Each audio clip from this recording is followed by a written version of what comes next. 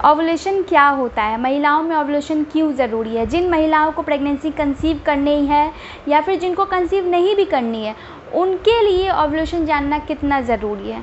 अब जो महिलाएं कंसीव करना चाहती हैं उनके लिए तो बहुत ज़रूरी है ओव्यूलेशन के टाइम या डेट को जानना, या फिर जो कंसीव नहीं करना चाहती है वो भी ओव्यूलेशन टाइम और डेट को जान के उन समय रिलेशन में नहीं रहेंगी और कंसीव होने से बच सकती है। सबसे पहले जानेंगे कि ओव्यूलेशन होता क्या है। ओव्यूलेशन आपके हार्मोन्स के ही खेल हैं। जैसे कि हर महीने आपके एक अंडाशय से एक अंडा बाहर रिलीज़ होता है, वो स्पर्म से मीट करने का इंतज़ार करता है और फर्टाइल होता है, इम्प्लांट हो जाता है आपके यूट्रस में, वहाँ से बच्चा बनना शुरू हो जाता है। ये सब एक हार्मोन्स का खेल होता है। हार्मोन्स में थोड़ी सी भी गड़बड़ी होगी आपके ओव्यूलेशन पे इसका इफ़ेक्ट पड़ेगा। अगर बात करें तो एस्ट्रोजन, प्रोजेस्टेरोन और एलएच हार्मोन्स के सही बैलेंस के कारण आपका ओव्यूलेशन होता है।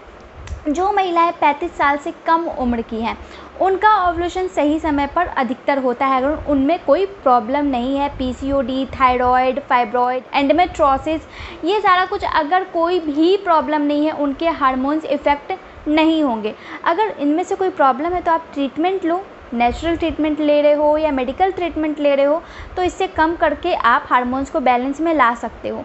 अगर कोई प्रॉब्लम नहीं है तो आपके हार्मोन्स बैलेंस में हैं और हर एक महीने एक अंडा रिलीज़ होगा, जो कि महिलाओं के जिनके 35 से कम उम्र है उनकी नॉर्मल पीरियड जो होती है 28 से 32 दिनों का होता है। अब उसमें ओव्यूलेशन का दिन कब होगा? ओव्यूलेशन का दिन 10 से 19 के बीच टाइमिंग होती है।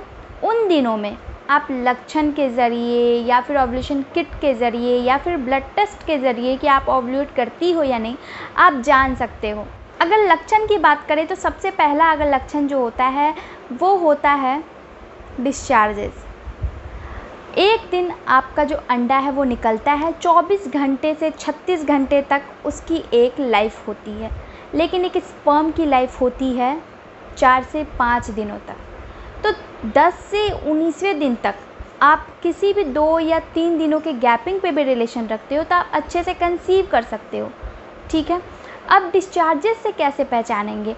ओव्यूलेशन आने से पहले के जो डिस्चार्जेस होते हैं वो स्टिकी होते हैं, क्रीमी होते हैं, मतलब क्रीमी फॉर्म में वो डिस्चार्जेस होते हैं।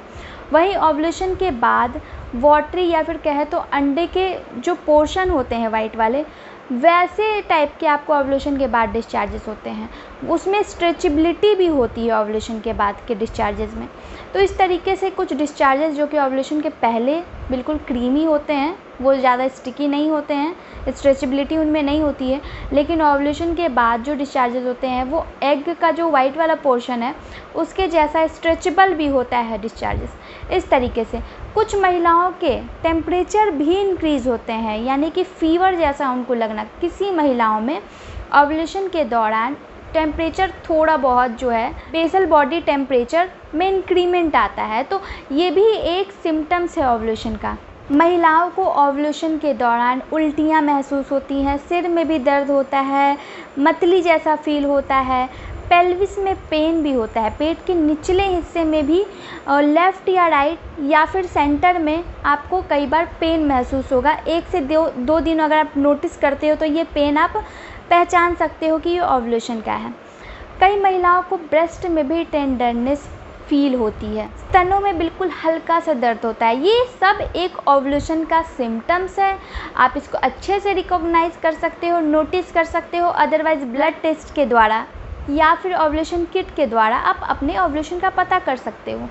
आई होप कि आपको ये वीडियो पसंद आया हो। वीडियो पसंद आया तो वीडियो को लाइक, चैनल को सब्सक्राइब और कमेंट करते जाए। धन्यवाद।